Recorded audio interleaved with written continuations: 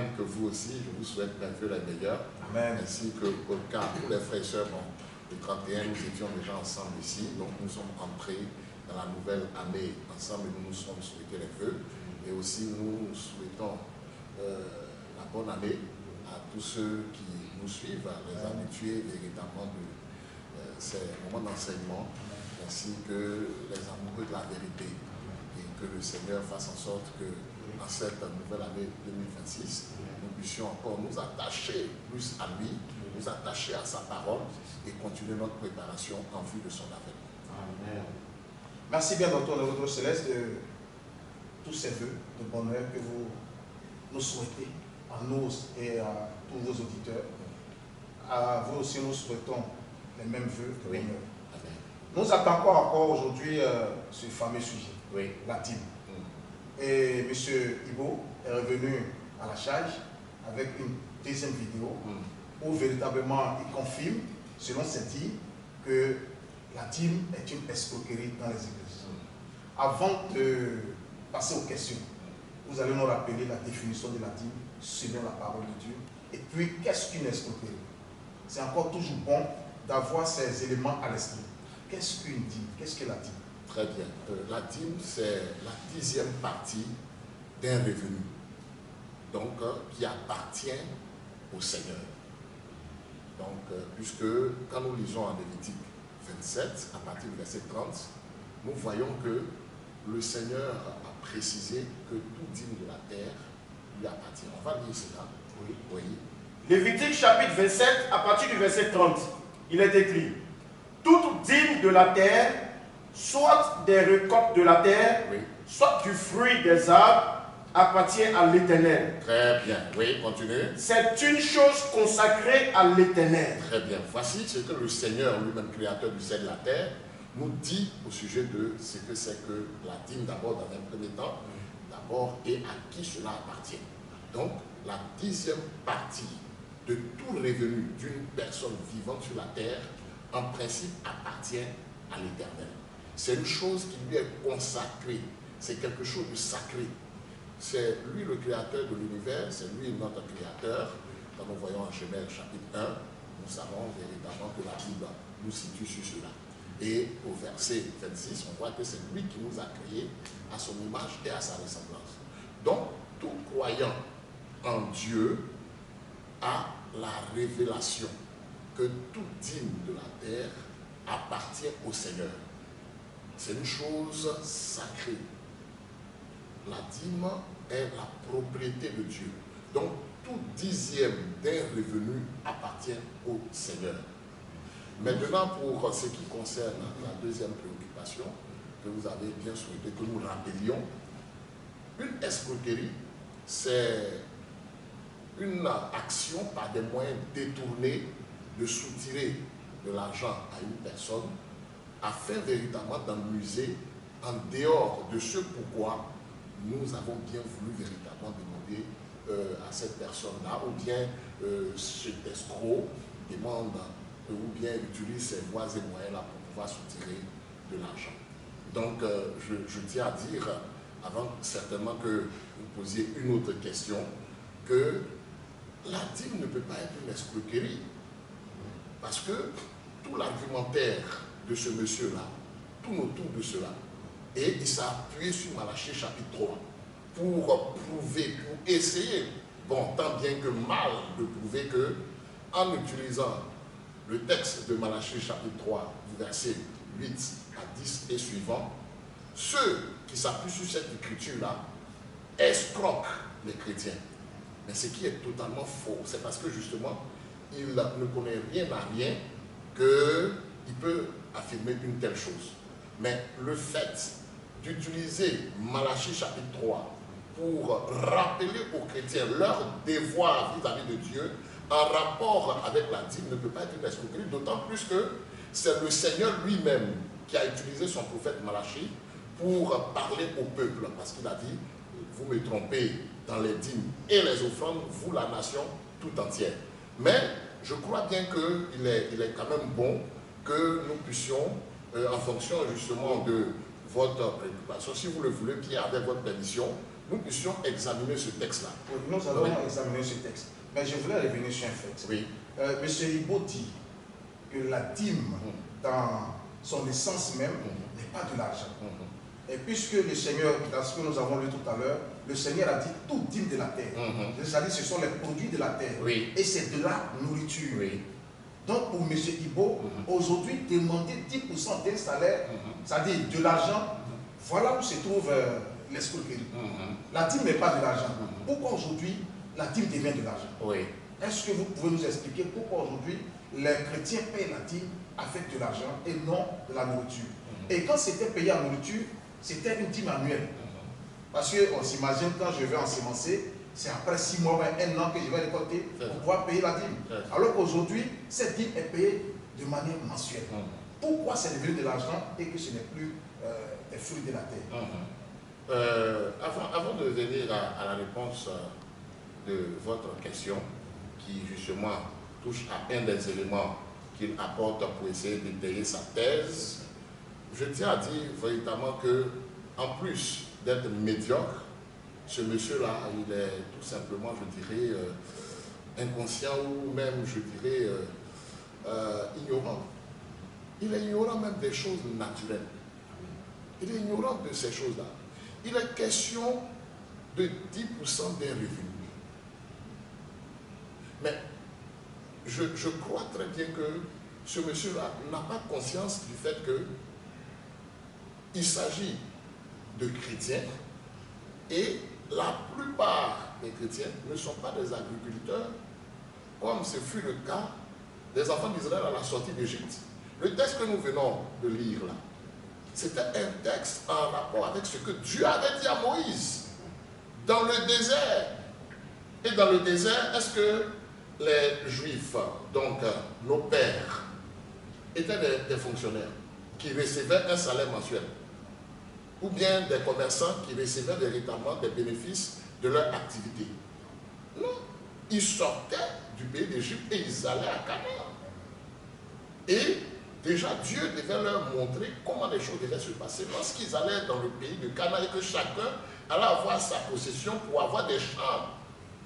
Comment tu peux demander à un fonctionnaire qui a un salaire mensuel, donc le 10e appartient au Seigneur, qui doit être apporté au Seigneur dans sa maison, de pouvoir apporter une dîme en nature? Mais c'est totalement inconscient. Je suis surpris, je suis stupéfait par une telle ignorance et par une telle médiocrité. Il ne s'est même pas rendu compte, à cause de son avarisme et de son incrédulité, que une dîme, c'est le 10e d'un revenu d'une personne qui appartient à l'Éternel. Vous voyez? Donc, quand nous sommes face à ce genre d'argument, mais on tombe des nues. C'est incroyable. Vous voyez? Et pour revenir maintenant à la réponse à la question que vous souhaitez que nous puissions apporter, puisqu'il dit le fait de pouvoir demander aux chrétiens de donner une dîme de ce qu'ils ont, d'un salaire, c'est ce qui est l'escroquerie, et le fait de pouvoir appliquer Malachie chapitre 3, 8 à 10 à des chrétiens, alors que c'était sous la loi, c'est une escroquerie. Mais il ne sait absolument rien de tout. Maintenant, regardons ceci. Et dans son développement, comme il est ignorant, il n'a même pas utilisé un texte qui pouvait peut-être être un texte à controverse dans le cas que nous traitons en rapport avec la dîme et les offrandes. Et dans Malachie chapitre 3, il n'est pas question seulement de dîme. Il est question aussi d'offrande. Mais on va revenir à là. Il s'est piégé. Quand nous allons en Actes, au commencement de l'Église du Nouveau Testament, regardez quelque chose en rapport avec les champs et les maisons.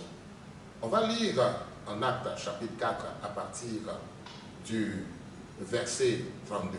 On va lire ceci et vous allez voir quelque chose. Actes chapitre 4 à partir du verset 32. Oui. Il est écrit: la multitude de ceux qui avaient cru n'était qu'un cœur et qu'une âme. Oui. Nul ne disait que c'est bien lui tinssent en propre, mais tout était commun entre eux. Oui. Les apôtres rendaient avec beaucoup de force témoignage de la résurrection du Seigneur Jésus. Oui. Et une grande grâce reposait sur eux tous.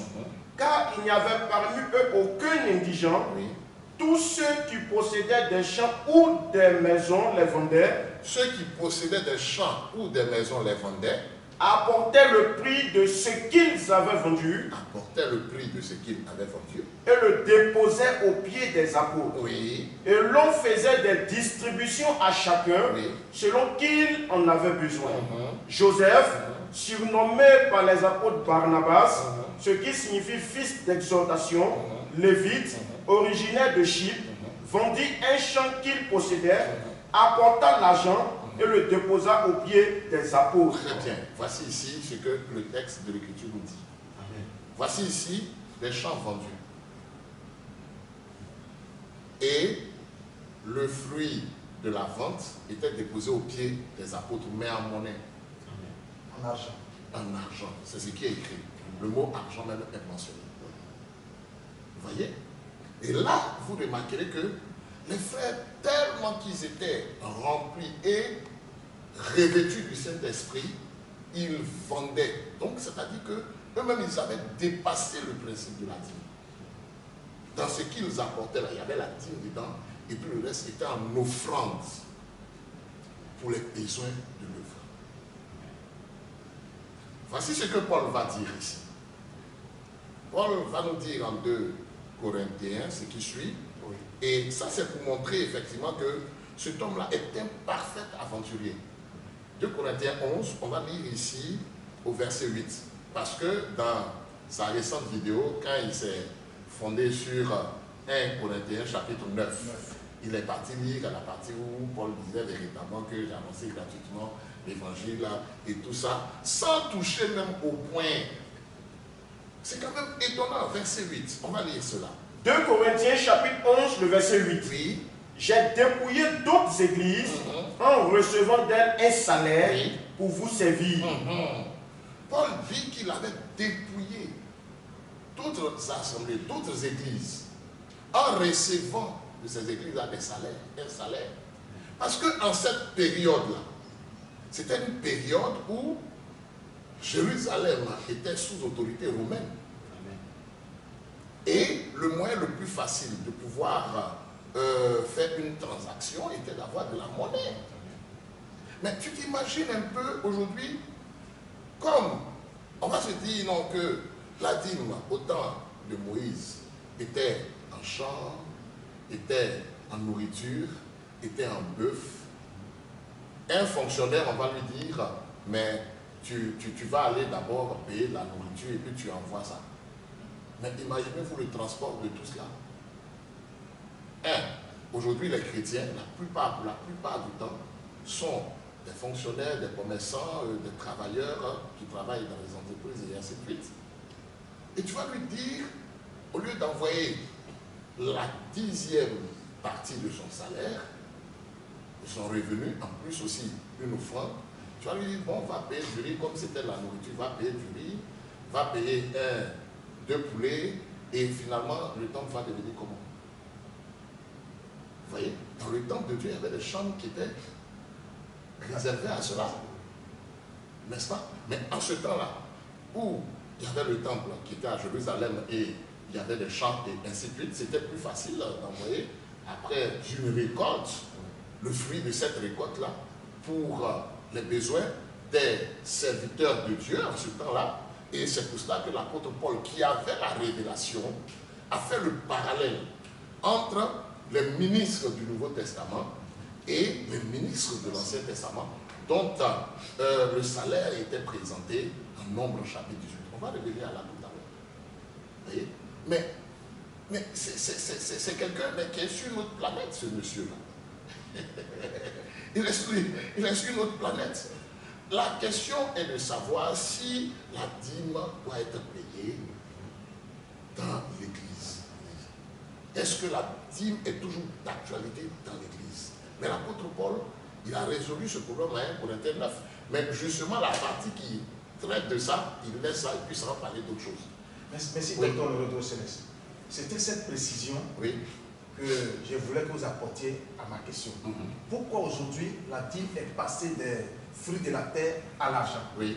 Donc déjà dans les premiers âges de l'Église, les disciples vendaient leurs champs, oui. ce fameux champ qui produisait ses fruits, oui. et apportaient l'argent. Oui. Donc déjà dans les premiers âges, l'argent intervient. Très bien. C'est ce que nous voulons d'abord. Et la transaction se faisait par à argent. monnaie. Donc le salaire des serviteurs de Dieu pour le ministère se faisait en monnaie. Merci pour cette précision. Et encore, je vais vous surprendre, mais posez votre question et puis on va revenir tout à l'heure en Matthieu chapitre 27. Okay. Et pour montrer véritablement même que dans le judaïsme, il y avait une salle de trésor où il y avait les monnaies qui étaient données. Donc, des pièces d'or et tout ça. Merci bien, docteur Nerodro Céleste. Nous avons planté le décor et je pense bien que maintenant nous allons attaquer la dernière vidéo de M. Ibo. Oui. Et lorsque nous avons visionné, nous avons pu percevoir trois parties. La première partie, c'est que M. Ibo s'est attelé à démontrer que le fait d'utiliser Malachie 3, verset 7 et suivant a fait peur aux chrétiens, était une escroquerie. Dans sa deuxième intervention, il a parlé de l'imitation de la dîme d'Abraham avant la loi. Et dans son dernier point, il a développé le fait que la dîme n'est plus d'actualité dans les églises. Alors, comment gérer les finances dans les églises? Et puis son conseil à ceux qui payent encore la dîme aujourd'hui. Voilà un peu son intervention. Nous allons, comme vous l'avez souhaité, attaquer Malachie 3, verset 7, que le frère Fortuné va bien souligner. Et puis vous allons nous présenter le contexte. À qui est-ce que Malachie, le Seigneur s'adressait à travers Malachie? Est-ce que cette recommandation de Malachie est encore d'actualité dans les églises? Parce que M. Ibo, en développant, a dit que la loi est abolie. Ça, ce sera aussi, quand vous allez finir avec Malachie, nous allons attaquer ce côté. C'est-à-dire à la partie de la loi. La loi. Non, ça, je préférerais que nous attaquions ça, nous examinons ça tout le long d'une vidéo. Restons sur le sujet, puisque ça, c'est vrai que c'est un élément concernant le sujet, mais il est bon que nous puissions rester dans le contexte, puisque n'oublions pas, ne nous écartons pas du sujet. La dîme dans les églises est une escroquerie. Voilà, donc je souhaiterais, avec votre permission, que nous puissions examiner non seulement la troisième partie de votre analyse que vous avez faite, puisque vous avez découpé ça en trois parties. Et ce jour-là, nous allons examiner en même temps aussi le problème en rapport avec la loi et dont vous avez parlé, en rapport avec son abolition ou non, et ainsi de suite. Oui, parce que quand même, ça serait un peu long, hein, parce que il est bon que nous puissions apporter un démenti en développant un peu plus. Déjà, la question dont je viens de répondre, vous savez que j'avais brossé ça déjà à l'interview précédente. Mais aujourd'hui, j'ai apporté un peu plus d'éléments. Oui, donc avec votre permission, Malachie 3. Malachie 3. Et puis si, éventuellement, vous avez des détails de ces propos, bon, je crois que vous avez déjà résumé, puisque nous avons aussi suivi la vidéo. Donc, on y va. Malachie chapitre 3 à partir du verset 7. Depuis le temps de vos pères, vous vous êtes écartés de mes ordonnances. Vous ne les aviez point observées. Revenez à moi et je reviendrai à vous, dit l'Éternel des armées. Et vous dites, en quoi devons-nous revenir? Un homme trompe-t-il Dieu? Car vous me trompez. Et vous dites, en quoi t'avons-nous trompé? Dans les dîmes et les offrandes. Vous êtes frappés par la malédiction et vous me trompez, la nation tout entière. Apportez à la maison du trésor toutes les dîmes, afin qu'il y ait de la nourriture dans ma maison. Mettez-moi de la sorte à l'épreuve, dit l'Éternel des armées. Et vous verrez si je n'ouvre pas pour vous les écluses des cieux, si je ne répands pas sur vous la bénédiction en abondance. Très bien. Déjà là, je vais revenir sur une de ces déclarations. Monsieur Ibo dit que c'est le fameux verset que ceux qui demandent de payer la dîme utilisent pour faire peur aux disciples qui sont devenus chrétiens. C'est votre verset phare. Le dévoreur va dévorer. Si vous ne payez pas, le Seigneur va vous frapper. Quelles sont vos impressions? Oui, bien entendu. Vous savez qu'il est animé d'un esprit malin, ce monsieur. il n'aime pas ce passage-là justement parce que c'est ce passage-là qui dévoile son cœur, ainsi que le cœur de tous les avares et les incrédules, ceux qui ne savent pas que toute dîme de la terre appartient au Seigneur. Que toute 10e partie du revenu d'un être humain, à plus forte raison des chrétiens, appartient au Seigneur. Il ne veut pas ça. Mais comme je l'ai fait remarquer tout à l'heure, vous allez voir qu'il est question aussi d'offrande, de dîme et offrande. Mais vous allez dire que ce monsieur-là va dire, il est prêt à prêcher, qu'on ne fait pas d'offrande dans l'église. Donc d'où il tire ça? Le principe de l'offrande dans l'église, il tire ça d'où? Il tire ça justement des Saintes Écritures, de l'Ancien Testament et du Nouveau Testament pour nous qui sommes devenus chrétiens. Mais le Seigneur lui-même n'a pas aboli la dîme. Il n'a pas dit on ne paye pas la dîme. En Matthieu 23, que nous avons considéré la fois dernière, il a montré que ça devait être fait, mais sans oublier les autres choses. Vous voyez? Donc il a montré que les pharisiens, là, eux, ils étaient sous la malédiction. Il s'est fondé sur ce texte-là. Oui. Voilà. Et le Seigneur prononçait une malédiction. Ce n'était pas une bénédiction. Bon, bien entendu. Tu vois, il a dit qu'ils étaient malheur à eux, comme il le disait, il le maudissait, parce qu'ils payaient la dîme du cumin, de la rue et de la nette, mais ils oubliaient ce qui était plus important dans la loi. La justice, la fidélité. Vous voyez? Donc, il montrait que c'était ce qui était plus important dans la loi. Il dit, mais c'est ce qu'il fallait observer d'abord. Vous voyez? Donc, la justice, la fidélité, la miséricorde, sans oublier de payer la dîme. Il dit, sans oublier les autres choses. Donc, la justice, la fidélité, la miséricorde passent avant la dîme. Mais ce qu'il voulait dire tout simplement, il n'a pas dit non que la dîme. Non, il ne change pas. Amen.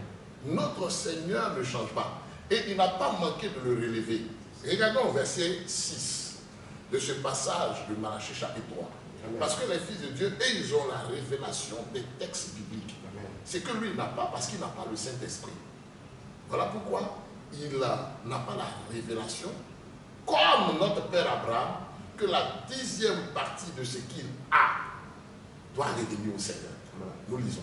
Malachie 3, le verset 6. Oui. Car je suis l'Éternel. Car je suis l'Éternel. Je ne change pas. Je ne change pas. Et c'est ce que notre Seigneur encore a repris à Hébreux 13, verset 8. Que Jésus-Christ est le même hier, aujourd'hui et éternellement. C'est la raison pour laquelle notre Père Abraham a payé la dîme à Melchisédek. En Genèse 14, à partir du verset 18 et suivant. Mais parce que, en tant que prophète, il avait la révélation que toute dîme de la terre appartenait au Seigneur. Ah, il n'y a pas de souci. Nous allons revenir.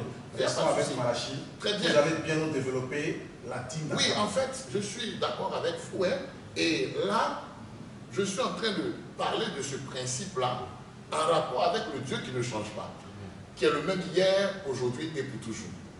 Donc, il était le même hier avec Abraham, et au temps de Malachie, il était le même. Au temps de Paul, Pierre et des autres apôtres, il reste le même, il ne change pas.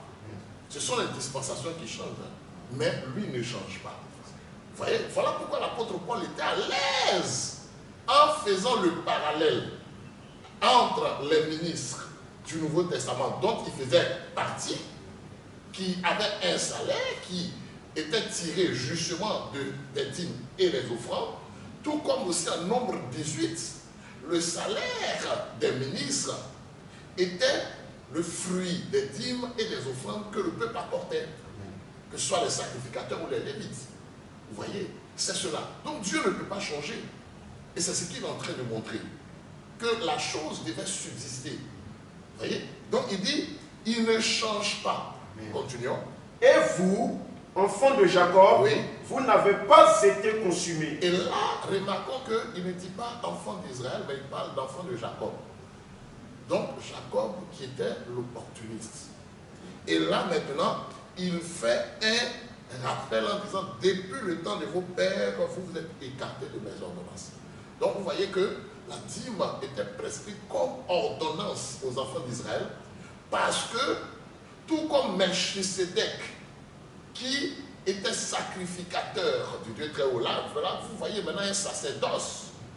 Et en donnant la révélation à Abraham de donner la dîme à Melchisedec, notre Dieu, qu'est-ce qu'il fait? Il montre que cela doit être un type.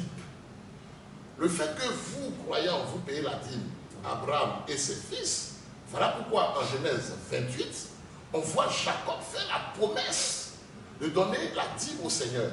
Et quand nous allons rentrer dans les détails, vous allez voir que le cas de Jacob était un type parfait de l'Église. Là même où la dîme devait être payée dans la réalité. Là, dans l'Ancien Testament, c'était l'ombre. Mais la réalité, c'est encore en Christ. Vous voyez? Et nous savons que les fils d'Abraham, que les chrétiens sont devenus en Jésus-Christ, selon Galates 3, verset 28, c'est eux-mêmes qui ont la révélation et qui sentent la responsabilité de donner la 10e partie de leur revenu et aussi d'apporter les offrandes au Seigneur pour que les ministres puissent avoir leur salaire, pour que l'œuvre puisse avancer et qu'ils puissent exercer leur ministère pour leur croissance dans de bonnes conditions. Vous voyez, Dieu n'a pas changé. Et là, le contexte de Malachie, c'était le contexte où les enfants d'Israël étaient revenus de la captivité babylonienne. Et lors de ce retour-là, comme là-bas à Babylone, ils n'avaient plus le temple, il n'y avait plus le culte, ils avaient perdu cette notion-là, cette habitude-là. Donc, lorsqu'ils sont revenus, ils négligeaient encore cette réalité-là. Et nous pouvons voir cela dans le livre de Néhémie. Tout à l'heure, on va revenir à Malachie.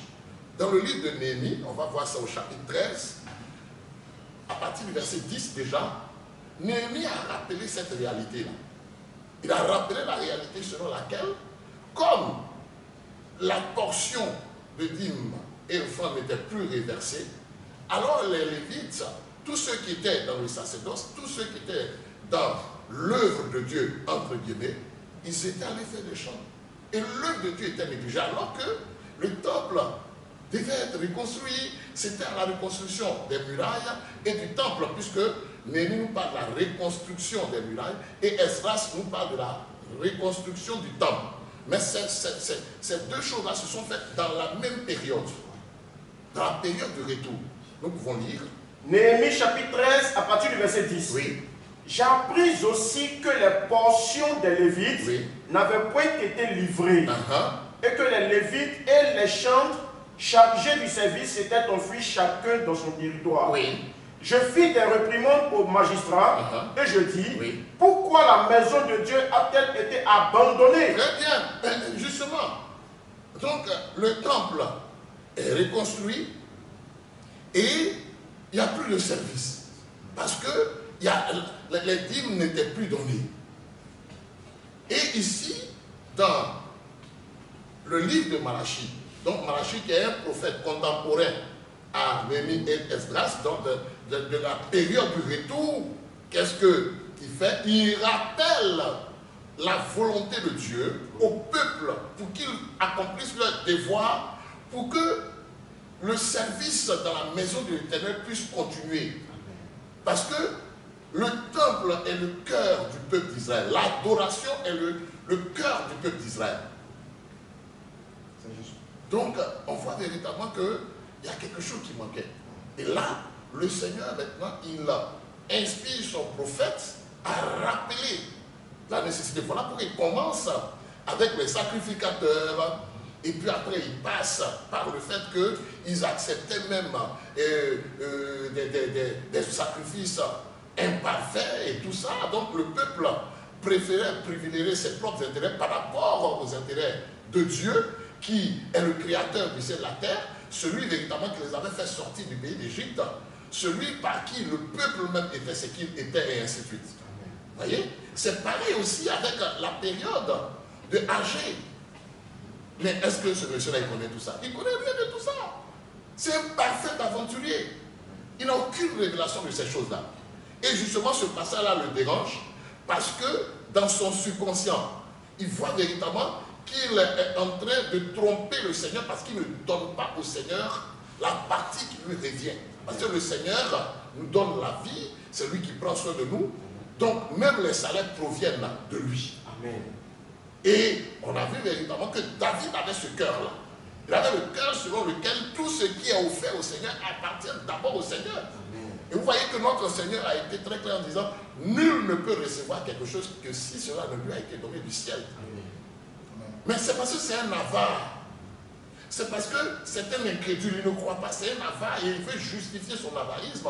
Il veut justifier sa tromperie par des subterfuges qui passent mal. Et même quand il parle véritablement de donner dans l'Église, il n'a aucune révélation que le texte de 2 Corinthiens 1, chapitre 8 et 9 qu'il utilise là. Ce sont des textes en rapport avec des dons pour soutenir le peuple. C'est-à-dire des chrétiens qui étaient dans des difficultés. Lui-même, il a dit, mais il n'a aucune révélation de ça. Mais ça n'a rien à voir avec le devoir chrétien en rapport avec la dîme et les offrandes. Ça, c'était véritablement, on peut appeler ça une aumône. Parce que une aumône, c'est un don fait à une personne qui est dans les difficultés. Mais c'est totalement, c'est incroyable. Excusez-moi le thème. Il vous lit. Donc, docteur Norodro Céleste, Malachie 3, verset 7 et suivant, s'adresse aussi aux chrétiens. Bien entendu. C'est cette parallèle-là qu'il faut faire. Parce qu'il y a un sacerdoce. Oui. Nous sommes dans le sacerdoce de Christ, qui est selon l'ordre de Melchisedec. Et partout où il y a sacerdoce, puisque c'est un travail, il faut un salaire pour ça.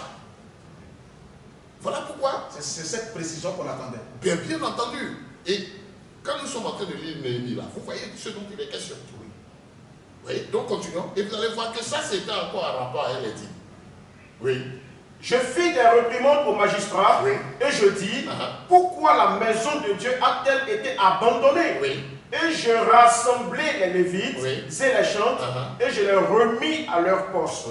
Alors tout Judas apporta dans les magasins la dîme du blé, du mou et de l'huile. Ah, d'accord.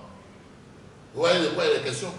Et alors, pour que le travail puisse continuer, le service dans la maison du Seigneur, il fallait qu'il y ait les dîmes. C'est le principe que le Seigneur a établi. C'est selon son plan, c'est ce qu'il avait bien voulu.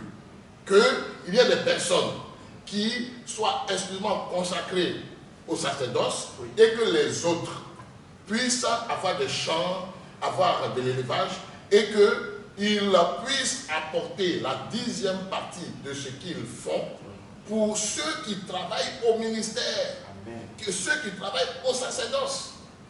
Et vous voyez que même la Bible nous montre en Hébreu chapitre 3 à partir du verset 6 que sa maison c'est nous. Donc dans le corps de Christ, il y a des personnes qui sont à plein temps pour que le service puisse continuer, pour que l'œuvre puisse aller de l'avant, pour que l'évangile continue d'être annoncé. Donc des personnes qui sont consacrées seulement à ça, eux ils ne doivent pas avoir de champ. Vous voyez? Et les autres, eux, ils ont des champs, ils font de l'élevage et puis ils apportent ça pour que les autres, ceux qui sont dans le ministère, dans le sacerdoce, puissent manger. Aussi simple que ça. Regardons, comme on a déjà vu la partie, allons en Nombre 18. Donc il se lève comme ça, il saute sur Malachie. Justement, il n'aime pas ce texte-là. Mais par la suite, si c'était un croyant, il allait aussi regarder à ce qui suit. Parce que le Seigneur a dit de le mettre à l'épreuve. En rapport avec le devoir dans la dîme et les offrandes. Et il dit, et vous allez voir. Mais lui, il ne passe il ne fait que montrer, non. Et on vous dit de donner la 10e partie avec ce, comment on appelle ça. Et si quelqu'un maintenant ne peut pas, et ça c'est une escroquerie, on met dans leur conscience que s'ils ne font pas ça, ils sont maudits, donc alors que les choses sont difficiles. Mais pourquoi il ne met pas le Seigneur à l'épreuve? C'est parce que c'est un incrédule. Le Seigneur a dit de le mettre à l'épreuve. La seule chose où il demande de le mettre à l'épreuve. Mais lui, justement, il trouve que c'est ça l'escroquerie. Alors que nous sommes dans le temps où notre foi doit être encore plus grande que ceux d'Israël parce que le Saint-Esprit est en nous. Pour encore nous donner la foi dans le Seigneur. Et les fils de Dieu, là, eux, quand ils sont assemblés, le Seigneur est au milieu d'eux. Selon Matthieu 18, verset 20. Mais c'est parce que justement, il a un incrédule, il ne peut pas voir le Seigneur. Il ne sait même pas que nous sommes dans le sacerdoce de Christ. Et dans le sacerdoce de Christ, qui est selon l'ordre de Melchizedek, c'est à Christ que nous apportons les dîmes et les offrandes. Voilà de quoi il est question. Mais il ne peut pas comprendre ça, c'est trop dur pour lui. Allons-y en nombre et vous allez voir quelque chose. Voilà pourquoi justement, vous allez constater qu'il fut les débats, mais on a toujours des éléments. Parce qu'il va check sur le net, même, on a vu même qu'il a son dernier, soi-disant, enseignement écrit. Là. En fait, il a mis des questions sur IA et puis il a recopié la collé. Mais s'il est autant fort que ça, pourquoi il fuit le débat? C'est l'occasion pour lui de venir nous prouver que, effectivement, le fait que nous croyons que la dîme est d'actualité, là, et puis l'escroquerie, et puis il va nous prouver. D'abord, dans le texte, il n'a jamais dit que c'est une escroquerie. Jamais, jamais, que ce soit dans l'Ancien comme dans le Nouveau Testament, la dîme n'est jamais présentée comme une escroquerie. Lui, il dit ça. Bien au contraire, notre Seigneur dit, comme on l'a dit tout à l'heure selon Matthieu 23, 23, que ça doit être fait. Et il dit, aucun apôtre n'a prêché, n'a enseigné la dîme. Mais c'est encore un gros mensonge. Hébreux 7, on voit que le rédacteur de l'Épître aux Hébreux que nous croyons être Paul, il a parlé de ça. Mais ça, ce n'est pas un enseignement, ça. C'est un enseignement. Lui, il veut que ce soit... mais c'est incroyable. Et Paul a fait le parallèle avec Nombre, chapitre 18, que nous allons lire. On va lire quelques séquences. Juste quelques séquences, parce que je crois que vous avez encore d'autres questions. Voilà, on va lire. Parce que on va prendre le temps de vraiment épuiser ça. Et puis, il faut qu'il vienne au débat. Pourquoi il fuit le débat? Lui qui est en sûr, lui qui dit avoir un ministère. Et il n'a même pas été capable, il a dit une chose grave, que les ministères, les apôtres, ce n'est pas des ministères, ce sont des dons. Il ne sait même pas que un ministère est aussi un don. Parce que celui qui a la capacité de transmettre la parole, là, de sorte que quelqu'un soit convaincu, là, c'est un don que le Seigneur lui accorde. C'est la raison pour laquelle là, la Bible nous dit, selon Éphésiens chapitre 4, à partir du verset 8, qu'étant donc monté dans la hauteur, il a fait des dons aux hommes. Et il a donné les uns comme apôtres, comme prophètes, comme évangélistes, comme pasteurs et docteurs pour le perfectionnement des saints et l'édification du corps de Christ. Il ne sait pas que ce sont des dons. Les ministères sont des dons, donc des démembrements de Christ. Il ne connaît pas tout ça. Il a même allé plus loin en disant que le chef de l'église est l'évêque. Bon, il ne comprend rien de tout ça. Il ne comprend absolument rien de tout ça. Mais on va revenir en détail sur ça. Il ne comprend rien. Bon, excusez-moi le terme. Donc c'est un catholique. Mais cela fait plus de... Mais on va revenir, hein. Oui, vas-y. Il a dit déjà à l'âge de 22 ans, il était pasteur. Oh. Bon, ok, bon. Comme il va nous suivre, je crois que vous m'avez signalé hors antenne qu'il a dit que vous l'avez invité. Oui, très bien. Qu'il nous montre des images. Il aime tellement poster des choses qu'il nous montre des images de là où il sert, comme il dit les pasteurs depuis 22 ans, que là où il exerce, aussi des photos, comme il a échangé avec le serviteur de Dieu Mia, il lui a fait croire qu'il prêchait même à la Sorbonne et ainsi de suite, qu'il donne des images de ça. Vous voyez, ce qu'on a vu comme image de l'une de ses dernières publications, il était dans un bureau, là, avec des informaticiens. Je sais que sur sa page, il est montré que bon, c'est un homme du digital et tout ça. Voilà, donc, bon, et création digitale, je crois bien. C'est ce qu'il montre. Mais qu'il montre, comme il est ministre, qu'il montre la preuve de son apostolat, de son ministère. Paul avait montré que les Corinthiens étaient les preuves de son apostolat. Mais c'est ça qui montre ça. Des images où il exerce. Vous voyez? Ici, bon, tous, vous avez des images. Bon, même sur notre page, on a des images du docteur Dro. Vous voyez? Donc, là où il exerce, et même encore, s'il le veut bien, des vidéos même des prédications que nous avons faites. Il peut même venir au docu vérifier les Bon. licences du temps, tout et tout. Bon, il est le bienvenu. Et là encore, bon, on va le délivrer de son ignorance. Nombre chapitre 18. Nombre 18. On va aller un peu rapidement puisque le temps avance. On va aller au verset 5. Nombre chapitre 18, le verset 5. Vous observerez ce qui concerne le sanctuaire et l'autel, afin qu'il n'y ait plus de colère contre les enfants d'Israël. Oui. Voici, j'ai pris vos frères les Lévites du milieu des enfants d'Israël. Oui. Donnez à l'Éternel, ils vous sont remis en don. Ils vous sont remis en don. Amen. Vous voyez? Amen. Bien. Donc, c'était des dons.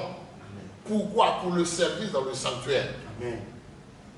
Tout comme aussi les ministères sont des dons pour le service dans le sanctuaire. Nous continuons. Regardez ce qu'il dit ici. Donnez à l'Éternel, ils vous sont remis en don pour faire le service de la tente Pour d'assignation. faire le service de la tente d'assignation. Continuons. Toi et tes fils avec toi, vous observerez les fonctions de votre sacerdoce pour tout ce qui concerne l'autel Pour tout ce qui concerne l'autel. et pour ce qui est en dedans du voile. Oui. C'est le service que vous ferez. Très bien. Ça te rappelle quelque chose, serviteur de Dieu? Ça te rappelle quelque chose? Le mot autel. Pour le service. Allez-y, allez-y. À 2 Corinthiens 9. Ah oui, oui. Il dit, ne savez-vous pas que ceux qui servent à l'autel, on parle à l'autel? On parle à l'autel, oui.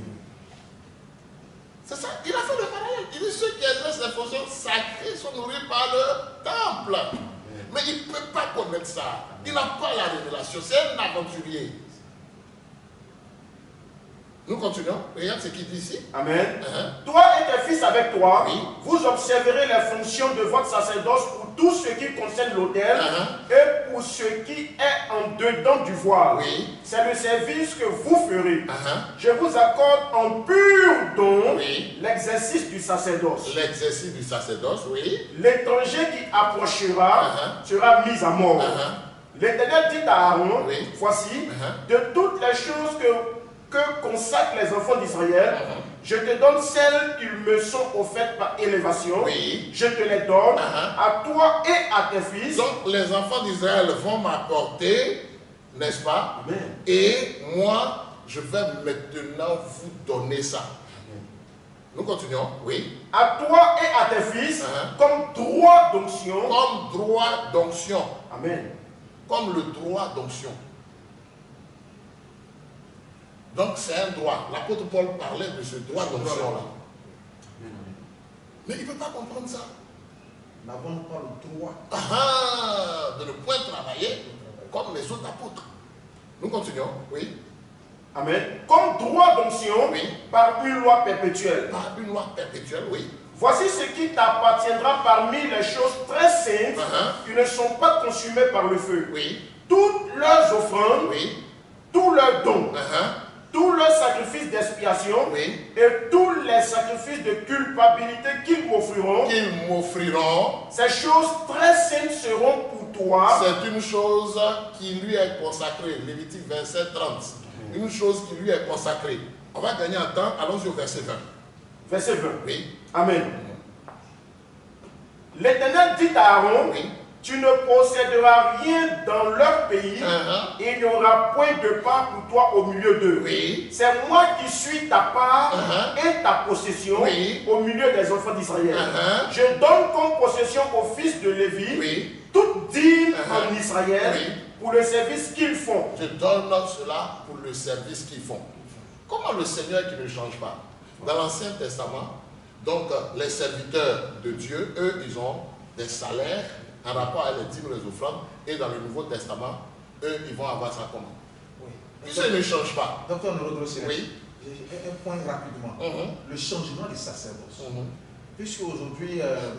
Ibo, en développant, a dit que dans l'Ancien Testament, dans la loi, c'était des sacrificateurs, alors qu'aujourd'hui, il n'y a plus de sacrificateurs. Merci. Donc, les sacerdoces... La Bible dit que nous sommes un royaume de sacrificateurs. Amen.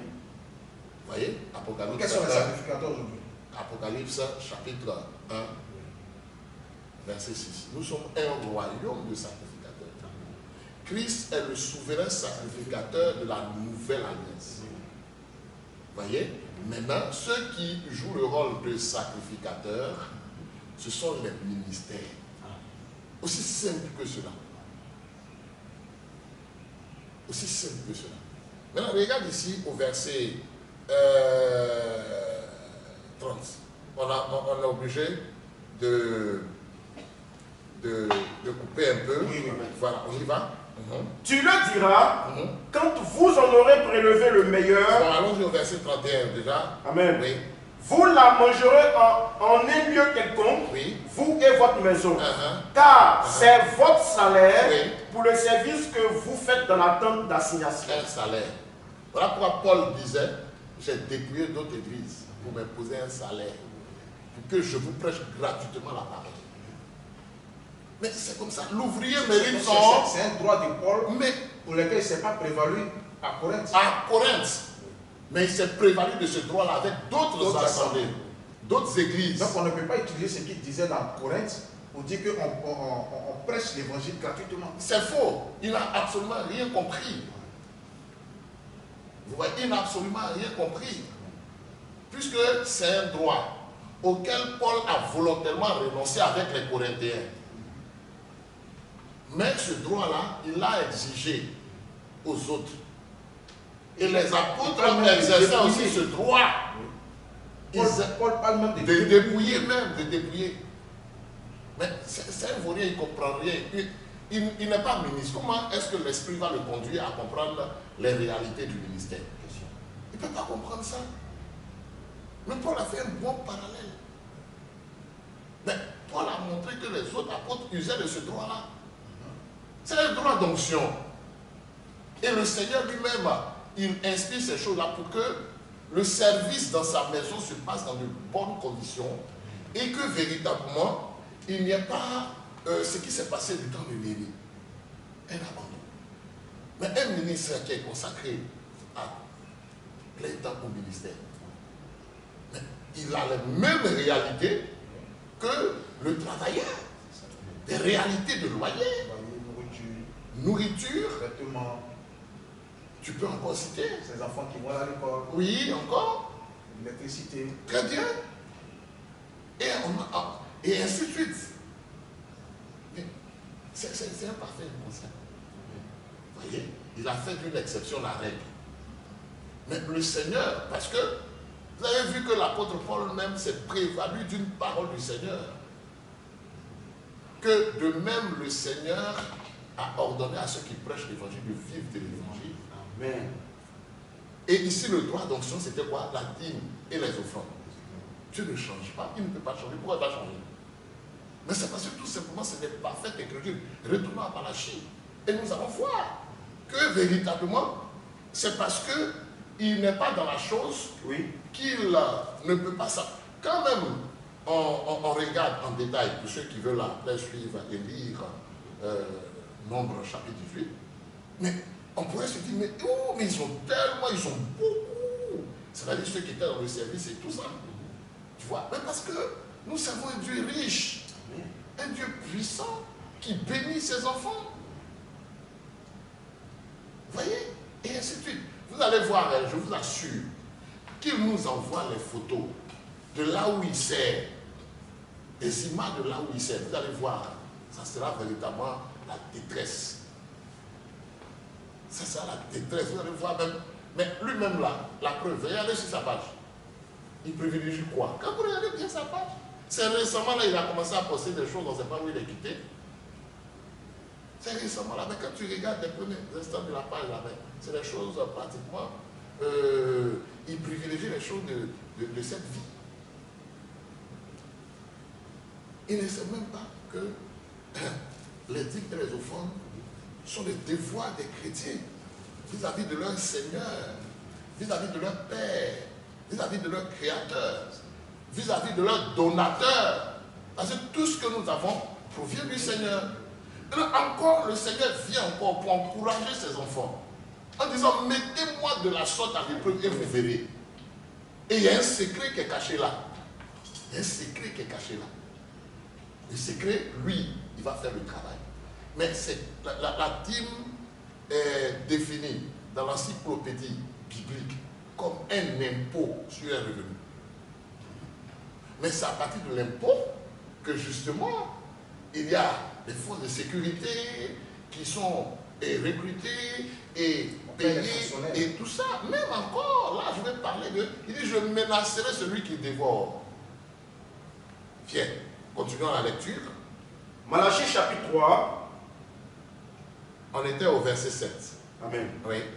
Depuis le temps de vos pères, Oui.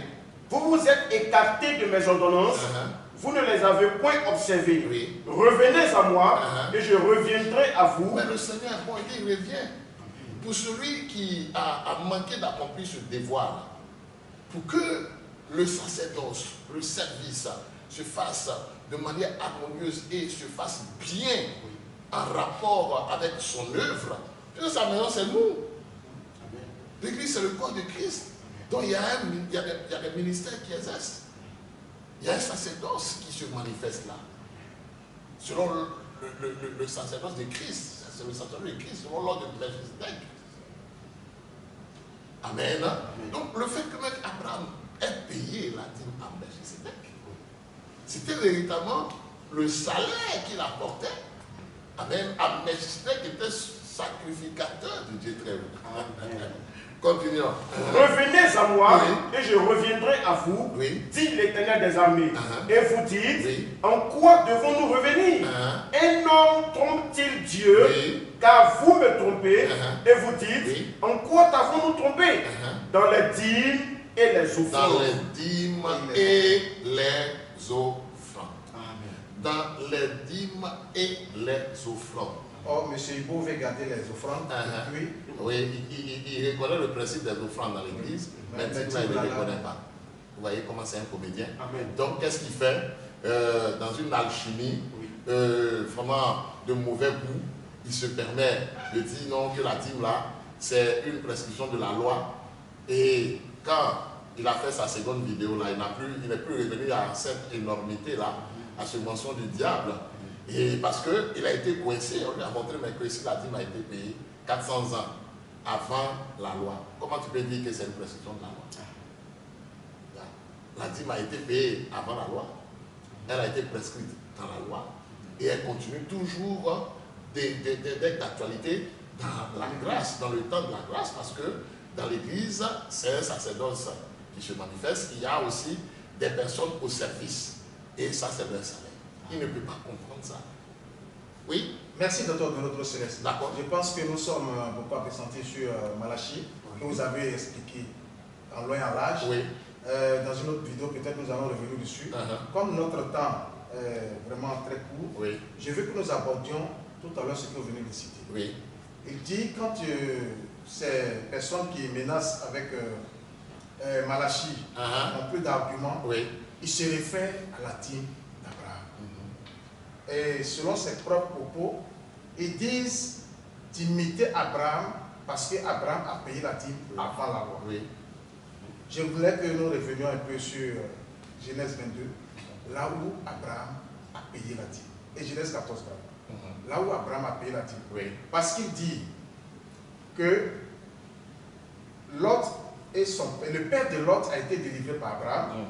Lorsque Abraham a mené cette bataille la nuit, il a délivré le père de Lot, Abraham a payé la dîme avec le butin. Vous dites quoi? Que il dit, il a affirmé dans sa vidéo Abraham a délivré le père de Lot. Oui. Parce que le père de Lot était à Sodome. Vous êtes sûr, mon cher serviteur? Je suis très sûr.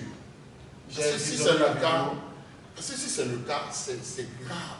Il dit que Abraham a délivré le papa de Lot et que Abraham a payé la dîme avec le butin. Ça dit que c'était des personnes, des prisonniers, des femmes et tout ça. Et que si aujourd'hui les chrétiens doivent payer la dîme conformément à Abraham, ils doivent retrouver une mercicité. Donc j'aimerais savoir, avec vous, docteur, est-ce que le papa de Lot était à Sodome? Non. Voilà pourquoi je me suis arrêté pour vous poser la question. Mais est-ce que vous êtes sûr? Oui, je suis sûr. Si c'est le cas, c'est tellement grave. C'est tellement grave.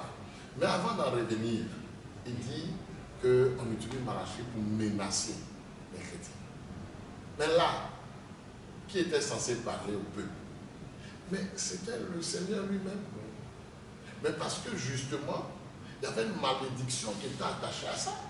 Puisque si tu t'appropries ce qui est consacré au Seigneur, mais ça fait de toi un voleur. Donc, quand tu gardes sur toi la part qui est consacrée à l'Éternel, ce qui appartient à l'Éternel, mais bien entendu, c'est une malédiction pour toi. Vous voyez? Donc, ici, le Seigneur, en utilisant son prophète pour rappeler ça au peuple, faisait du bien au peuple. Et nous, comme tout prédicateur qui croit que la dîme est d'actualité, ne fait que rappeler aux chrétiens leur devoir en rapport à les dîmes et les offrandes pour qu'ils échappent à cette malédiction. Puisqu'ils sont des bénis. Vous voyez? Mais de toutes les façons, nous avons pour habitude de dire que si tu gardes sur toi ce qui appartient au Seigneur, il va récupérer ça d'une manière ou d'une autre. La dîme va se payer d'une manière. Si tu es un chrétien, à tous les coups, comme vous le dites, tu vas payer. Si tu es un chrétien, mais si tu ne l'es pas, bon, tu vas continuer avec ça. Bon, quand les problèmes vont arriver et tout, bon, tu vas te. Voilà. Vous voyez, même pour les enfants de Dieu, le Seigneur, dans sa bonté, utilise ses ministères pour les emmener à faire ce qu'il faut, donc accomplir leur devoir et avoir les bénédictions qui y sont attachées. Parce qu'il a dit, mettez-moi de la sorte à l'épreuve et vous verrez si je n'ouvre pas les écluses des cieux et que je ne déverse pas sur vous la bénédiction en abondance. Il dit, même moi à l'épreuve, incroyable, mais il va accomplir son devoir et puis il voit les fruits de cela. Et nous sommes des témoins oculaires, auriculaires par des témoignages de bénédictions qui sont apportés en rapport avec l'accomplissement de ce devoir. Parce que le Seigneur veille sur sa parole pour l'accomplir. Il est fidèle. Et en payant les dîmes et les offrandes, les fils de Dieu, ils voient la main puissante de Dieu dans leurs finances. Et c'est cela. C'est miraculeux. C'est un miracle. Vous voyez? Il dit, je vais menacer celui qui dévore. Il ne détruira pas les fruits de la terre. Là, nous sommes au verset 11. Et la vigne ne sera pas stérile dans vos campagnes, dit l'Éternel des armées. Toutes les nations vous diront bienheureux. Et vous serez un pays de délices, dit l'Éternel des armées. Dit l'Éternel des armées. Lui-même, il le dit. Il dit, mettez-moi de la sorte à l'épreuve. Et nous sentons ça. Mais là, pour les incrédules, bon, ça c'est leur problème. Il y a toujours des incrédules qui continuent de raconter son gros mensonge. C'est cela. Donc, ils s'opposent au Seigneur. En le faisant au Seigneur, aux paroles du Seigneur, ils s'opposent. Le Seigneur n'a pas changé. Et je tiens à rappeler encore ceci. Qu'au moment où les ministres du Nouveau Testament, Pierre, Jacques, Jean, Paul et ainsi de suite, lorsqu'ils exerçaient leur ministère, c'était l'Ancien Testament qui était leur fondement. Notre Seigneur Jésus-Christ aussi, c'était l'Ancien Testament. Quand il enseignait là, il se fondait sur l'Ancien Testament, y compris Malachie.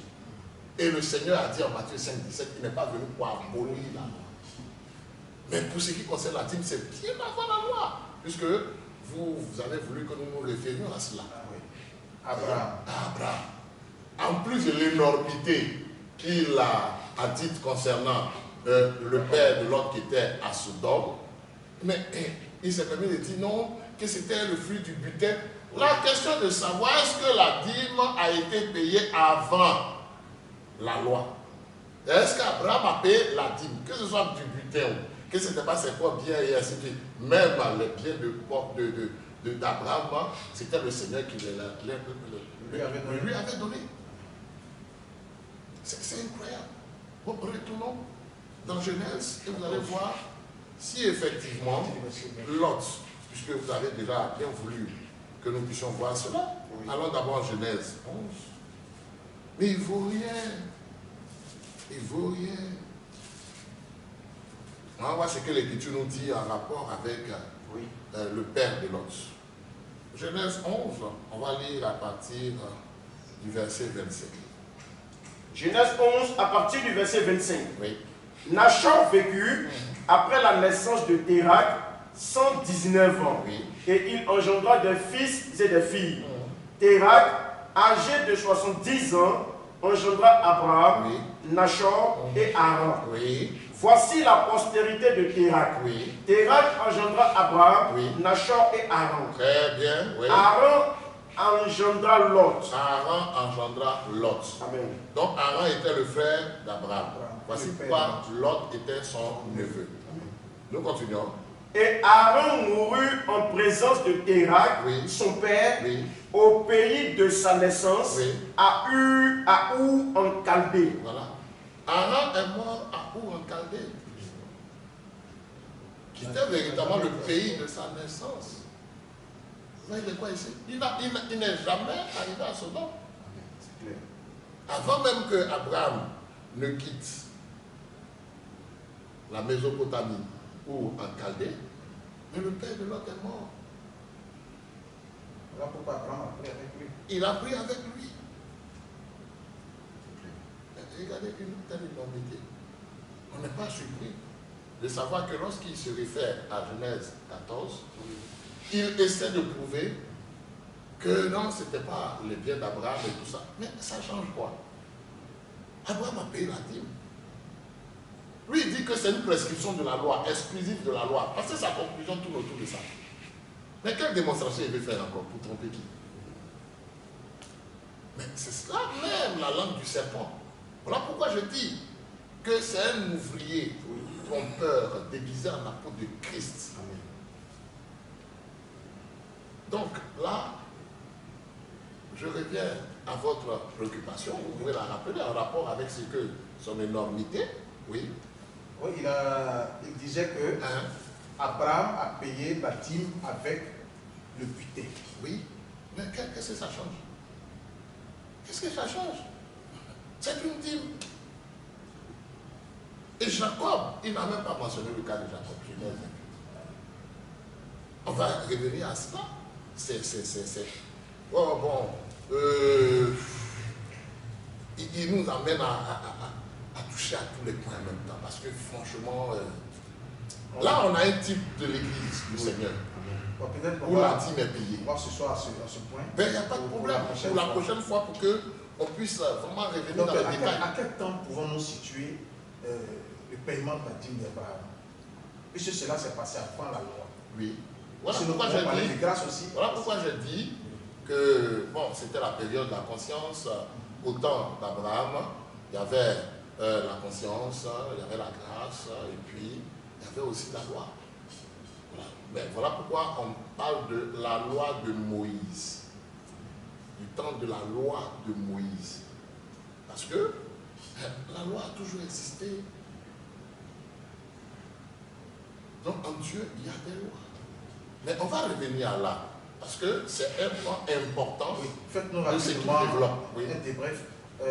La loi qui existait au temps d'Abraham, et puis quand on parlait de la loi de Moïse, qu'est-ce qui s'est ajouté, qu'est-ce qui s'est passé pour que cette loi d'Abraham continue? Parce que si Abraham a été avant la loi de Moïse, c'est qu'aujourd'hui les lois que nous sommes descendants d'Abraham. Oui. Donc ces lois d'Abraham là continuent. Voilà pourquoi je dis il y a les lois divines qui sont des principes qui concernaient tous les peuples. En tant que créateur, Dieu a donné des lois. Voilà pourquoi on se rappelle bien que le Seigneur, il dit ceci à Isaac, Genèse 26, où il montre qu'Abraham a obéi aux lois de Dieu. Voilà pourquoi il est dit que Abraham mentit. Il a donné un faux témoignage en rapport avec sa femme, Sarah. N'est-ce pas? Voilà. Parce que déjà en Dieu, il y a ces principes-là. Voilà pourquoi on voit que en Genèse chapitre 9, Lot s'est enivré. Parce que l'ivresse c'était déjà un péché. On peut commencer à partir du verset 1. Genèse chapitre 9, à partir du verset 1. Non, j'avais dit Genèse 26. Genèse 26. Oui. Genèse 26, verset 1. Oui, parce que pour le cas de Noé que j'avais cité, Oui. pour le cas de Noé que j'avais cité là, nous sommes en Genèse 9, 20. Voilà. Mais c'était pour montrer qu'il s'est enivré, alors que l'ivresse c'était un péché. Vous voyez? Et vous voyez véritablement que le principe selon lequel tu ne devais pas véritablement épouser une femme du vivant de son mari, qui était l'adultère, vous voyez, c'est ce qui a fait que Abraham avait dit à Sarah de dire qu'elle est sa sœur. Tu vois, parce qu'il savait que si du vivant d'une femme elle devient la femme d'un autre, elle sera appelée adultère. Donc, que l'adultère, c'est de prendre l'épouse de quelqu'un d'autre, d'aller avec elle sexuellement. C'est ça l'adultère. Vous voyez? Ça, c'est la loi de Dieu. Mais tous ces éléments-là ont été prescrits dans la loi Et même et dans les 10 commandements. C'est le roi qui a pris Sarah, s'est défendu devant le Seigneur. Oui. Il m'a dit que c'est sa sœur. Très bien. Tiens. Donc, on y va. Genèse chapitre 26, à partir du verset 1. Il y eut une famine dans le pays, outre la première famine qui eut lieu du temps d'Abraham. Oui. Et Isaac alla vers Abimelech, roi des Philistins, à Guérar. L'Éternel lui apparut et dit, ne descends pas en Égypte, demeure dans le pays que je te dirai. Séjourne dans ce pays-ci, je serai avec toi. On va gagner en temps, hein? Oui. On va aller au verset 4. On va gagner en temps. Je multiplierai ta postérité comme les étoiles du ciel. Oui. Je donnerai à ta postérité toutes ces contrées, et toutes les nations de la terre seront bénies en ta postérité. Oui. Parce qu'Abraham a obéi à ma voix, Il a obéi à ma voix. et qu'il a observé mes ordres, Il a observé mes ordres, mes commandements, mes commandements, mes statuts, mes statuts et mes et mes lois. lois. Là, nous n'étions pas dans la période de la loi de Moïse, mais il y avait la loi de Dieu qui existait. Je vous ai pris le cas, par exemple, de l'adultère. Vous voyez? Et que Paul a repris en Romains, chapitre 7. Vous voyez? C'est cela. Donc, ce qui veut dire, si Oui. nous devons comprendre, il y a de ces lois que le Seigneur a transmises encore dans la loi de Mais Moïse. bien entendu, ça a été consigné dans la loi de Moïse. Dieu ne change pas. Pratiquement tout ce qui était dans la loi de Moïse, là, ça existait déjà avant. Mais il ne peut pas comprendre ça. Il ne peut pas comprendre ça. Maintenant, la dîme est une œuvre de la foi, mais qui a été prescrite dans la loi de Moïse. Mais avant la période de la loi de Moïse, puisque il n'y avait pas un registre dans lequel les lois et les ordonnances étaient consignées, on ne pouvait pas parler en tant que tel de transgression, ce que Paul dit. Vous voyez? Donc Dieu lui-même, à un moment donné, tout ça a été consigné dans un livre. Oh, vous me poussez à traiter le sujet avant le temps. Comme cela a été consigné dans un livre, à partir de là maintenant, les hommes se reconnaissaient comme pécheurs. Et c'est là où le péché a abondé. Mais avant cela, comme ce n'était pas prescrit dans un livre, vous voyez, et il n'y avait pas d'ordonnance en rapport avec cela, alors c'était par moments ceux qui avaient la connaissance de ces choses-là, qui avaient la conscience du péché. Vous voyez, mais on va revenir là. Et vous voyez que dans le texte, la Bible dit qu'Abraham a obéi aux lois de Dieu. Aux lois, oui. Donc dans la période de la conscience, la loi existait. Dans la période de la loi, la grâce existait. C'est le fruit de la grâce qui a fait que il y avait véritablement les sacrifices qui étaient offerts lorsqu'il y avait transgression. Vous voyez? Il y avait un sacrifice qui était appelé sacrifice pour le péché. Ça, c'est le fruit de la grâce. Parce qu'en principe, toute transgression méritait la mort. Vous voyez? C'est cela. Donc, il faut avoir l'esprit pour comprendre cela. Comment quelqu'un peut dire que la loi a été abolie alors que la Bible nous dit à 1 Jean chapitre 1 à partir du verset 8 que si nous disons que nous n'avons pas de péché, nous faisions. Disons nous-mêmes. On peut essayer de dire que la vérité n'est point. Donc c'est des choses sur lesquelles on va revenir. Tu peux lire s'il te plaît. Oui, 1 Jean 1, le verset 8. Si nous disons que nous n'avons pas de péché, nous nous séduisons nous-mêmes, oui, et la vérité n'est point en nous. Mais le péché, qu'est-ce que c'est? La transgression de la loi. Très bien, on peut lire cela en 1 Jean pour que véritablement ceux qui prennent le note puissent savoir. Chapitre 3, à partir du verset 4. Comment quelqu'un peut dire la loi a été abolie, oui, alors que nous continuons de demander pardon pour nos péchés? Nous continuons. 1 Jean 3, le verset 4. Oui. Quiconque pêche transgresse la loi, et le péché est la transgression de la loi. Le péché est la transgression de la loi. Mais les chrétiens ne sont plus condamnés parce que Christ, en qui ils sont cachés. La Bible dit ça en Colossiens, chapitre 3, à partir du verset 1 à 3, que notre vie est cachée à Christ. Lui, il a satisfait non seulement aux exigences de la loi en ne péchant point, mais il a pris notre place de coupable que nous étions. La substitution. De sorte qu'il soit notre avocat. Alors 1 Jean, chapitre 2 maintenant, verset 1. C'est en cela qu'il est notre avocat. Nous lisons. Mes petits enfants, Oui. je vous écris ces choses afin que vous ne péchiez point. Oui. Et si quelqu'un a péché, nous avons un avocat auprès du Père. Nous avons un avocat auprès du Père. Jésus-Christ le juste. Jésus-Christ le juste. Amen. Si quelqu'un a péché, si quelqu'un a transgressé quoi? La loi. La loi. Nous avons un avocat. Vous voyez? Donc l'avocat, c'est quelqu'un qui vient te défendre en rapport avec l'accusation qui est faite sur toi pour la transgression de la loi. Justement. Dans le naturel, même c'est comme ça les choses fonctionnent. Oui. Mais lui, apparemment, il ne connaît rien de tout ça. Mais le Seigneur a été très clair. Je ne suis pas venu pour abolir la loi. Mais pour l'accomplir. Mais pour l'accomplir.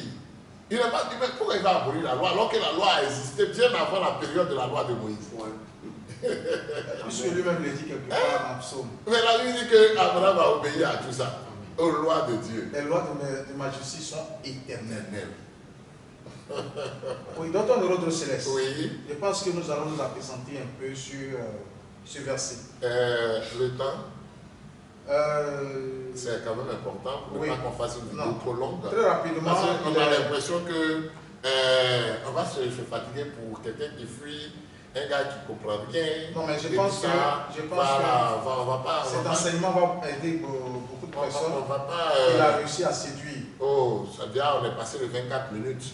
Oh là là. Donc, posez le Je voulais qu'on revienne un peu sur Romains 10, verset 4. Oui, on y va. Christ est la fin de la loi, de la justification de tous ceux qui croient. Et quand il entend Christ est la fin de la loi, il dit la loi est intervenue. Donc voilà l'un de ces versets qui utilise pour expliquer cela. Voilà, avec votre permission, on va traiter de tout ça lorsque nous allons voir ce dont nous avons parlé, l'abolition de la loi et toutes ces choses-là en détail. On va rentrer maintenant en détail en rapport avec l'abolition du sacerdoce. Il n'a rien compris. Lui, il a sauté, vous voyez un peu, et il dit non, la loi a été abolie. C'est un rapport avec le sacerdoce. Vous voyez qu'on vient de démontrer là, avec 1 Jean 3, verset 4, avec 1 Jean 1, verset 8, 1 Jean 2, verset 1 à 2, on a démontré que la loi est toujours d'actualité. Et c'est la raison pour laquelle nous demandons pardon à Dieu pour nos péchés, selon la prière que le Seigneur nous a enseignée pour véritablement les prières quotidiennes que nous lui adressons. Vous voyez un peu, c'est cela. Christ est l'affaire de la loi pour la justification. Vous voyez? Pour la justification. Donc lui, il ne peut même pas faire la différence entre les œuvres de la loi et les œuvres de la foi. Il ne peut pas comprendre ça. Vous voyez que Jacques parlait de justification. C'est le même langage que Paul a utilisé. Vous voyez? C'est cela. Abraham a été justifié par les œuvres. Pas les œuvres de la loi, mais les œuvres de la foi. Lorsqu'il a offert Isaac en sacrifice en Genèse 22. Vous voyez? Donc, il mélange tout. Christ est la fin de la loi pour la justification de tous ceux qui croient. Par la grâce de Dieu, avec votre permission, on va examiner c'est quoi la justification. Vous voyez? Donc pour la justification, donc la loi est là pour condamner. Maintenant, nous ne sommes plus condamnés par cette loi parce que Jésus-Christ a été condamné à la place des coupables que nous étions. Donc c'est ça notre justification. Par la substitution, il a pris notre place de pécheurs que nous étions. Même nous prenons sa place de juste qu'il est. Vous voyez? Donc, comment la loi va nous condamner encore? Alors que le Seigneur a bien payé le prix de la condamnation. C'est de ça que Paul parle. Donc, quelqu'un qui cherche à être justifié par la loi, il se trompe lui-même, il s'abuse. C'est de ça que Paul parle. On est justifié par la foi en Jésus-Christ. C'est bon? C'est bon. Vous voyez? Mais il ne peut pas comprendre ça. C'est, comme je le dis, un parfait aventurier. Mais qu'il vienne au débat. Pourquoi il fuit? On ne va pas le manger. C'est là que Dieu est éclairé. Vous allez en même temps nous apporter votre mot de fin. Oui. Apporter ces précisions. Pourquoi aujourd'hui la dîme n'est plus de la nourriture, n'est plus des fruits de la terre, mais c'est de l'argent. Oui. Et puis, parce que encore, la dîme est le fruit d'un revenu de ce que mensuel. nous avons. Si c'est un champ, la 10e partie. Et ça, c'est annuel parce que le fruit du champ, c'est par saison. Ça encore, on va lui expliquer quand même. Hein. Mais un salaire, il est mensuel. Le fruit d'un commerce, il est ponctuel. Mais pourquoi on doit lui expliquer encore les choses élémentaires? Mais je me demande, est-ce que ce gars a fait l'école du dimanche?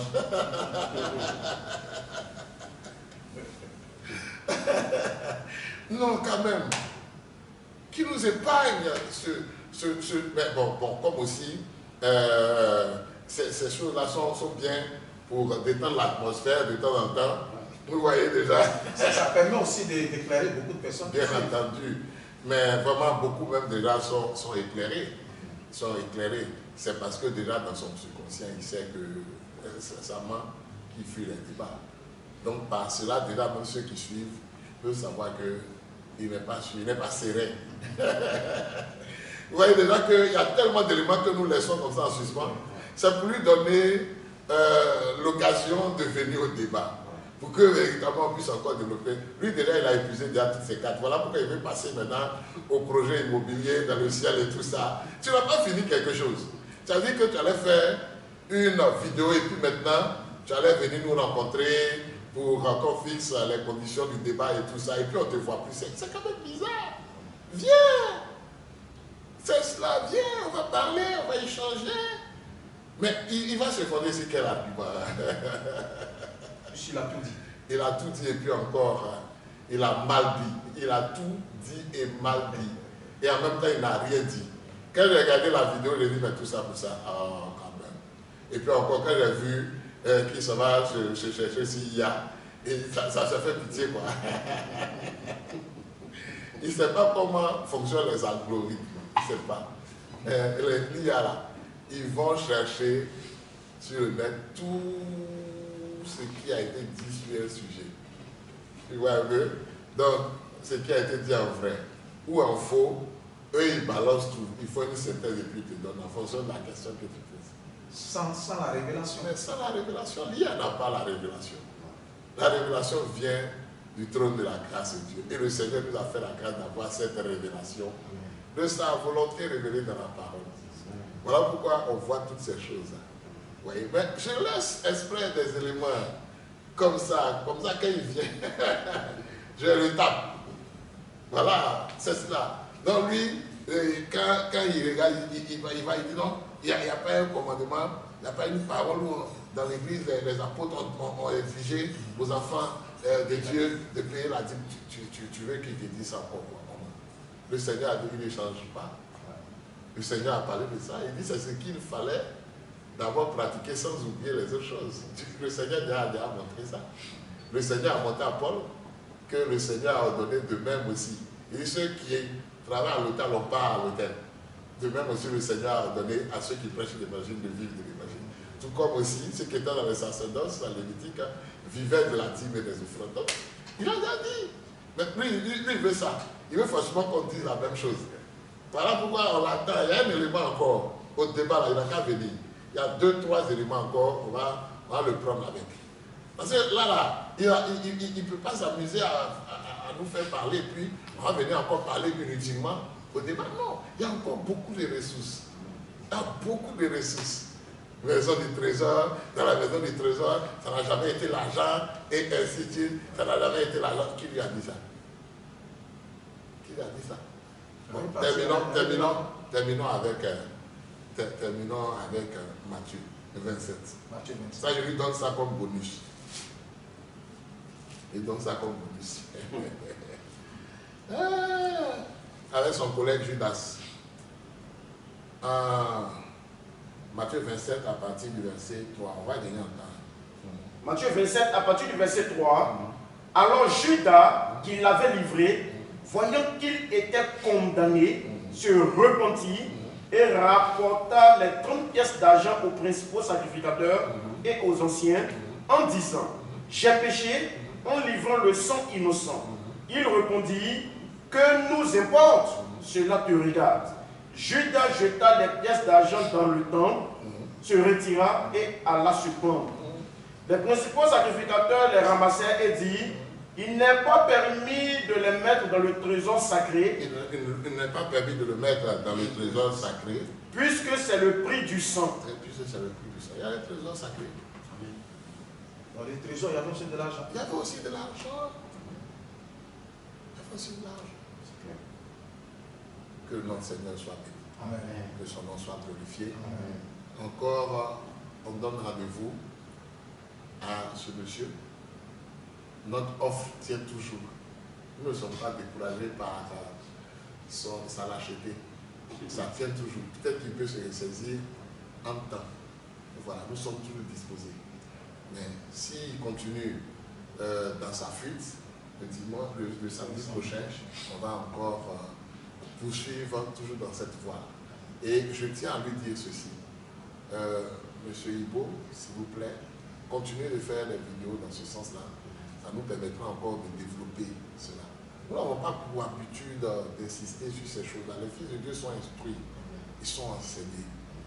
Donc pour eux, c'est le b.a.-ba.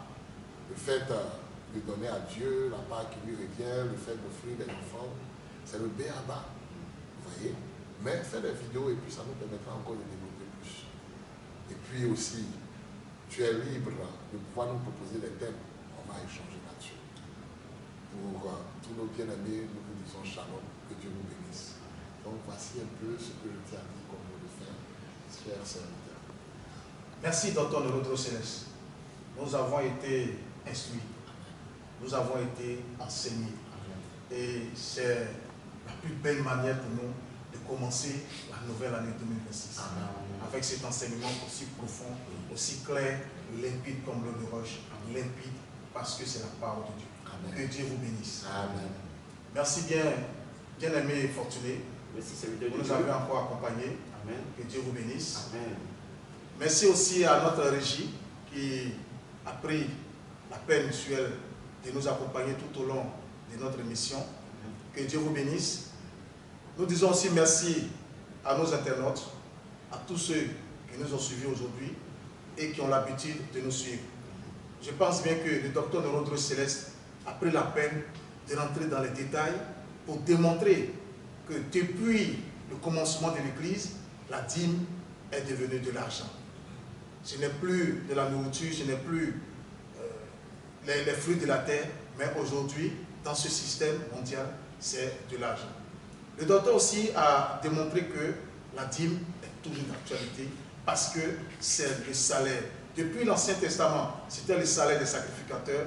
Aujourd'hui, les sacrificateurs, ce sont les ministres, pasteurs, docteurs, prophètes, évangélistes. La dîme est toujours d'actualité et les enfants de Dieu ont la révélation qu'il faut payer la dîme. Aujourd'hui, encore, le docteur Norodro Céleste a réitéré son feu, a lancé encore cet appel, ce défi à vous, monsieur Ibo. Et je pense bien que vous êtes un homme de parole, vous êtes un serviteur de Dieu, vous n'êtes pas un fuyard, et je sais que votre orgueil sera mis de côté et vous allez attraper la main tendue du docteur Norodro Céleste pour que nous puissions organiser ce débat. Ce débat aussi va à l'endroit de tous ceux qui croient comme le monsieur Ibo que nous ne devons pas payer la dîme. Vous êtes aussi invités à ce débat. Vous êtes aussi invités par le docteur Norodro Céleste à apporter votre enseignement si vous avez encore des arguments. Nous venons de finir notre première mission de l'année 2026. Que le Seigneur vous bénisse dans vos foyers respectifs. Partagez massivement cette vidéo et que plusieurs personnes soient enseignées, soient éclairées par tout ce que le docteur Norodro Céleste a bien voulu nous apporter aujourd'hui comme argument pour bien sûr étayer son enseignement. Que Dieu vous bénisse. Shalom.